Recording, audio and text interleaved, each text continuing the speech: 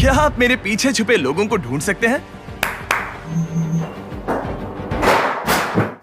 देखते हैं और कोई ढूंढ पाता है या नहीं। तुम्हारे सामने 5 लोग छुपे हैं। अगर तुम उन सबको 15 सेकंड में ढूंढ पाए तो मैं तुम्हें $10,000 दूंगा। गो। ओके, कहाँ है सब? एक वहाँ कार्ट में है। ठीक है, कार्ट में है। दूसरा वहाँ चॉकलेट के पास है। हाँ, एकदम पीछे चॉकलेट के साथ। तीसरा लॉलीपॉप्स के पास। चौथा और ये पांचवा कुकीज के मिल पास। गया। वाओ, तुमने कर दिखाया। नहीं, रुको। ओह, और 3 सेकंड बचे थे। क्या बात है, ये रहे $10,000। Well, let's oh, wow. go!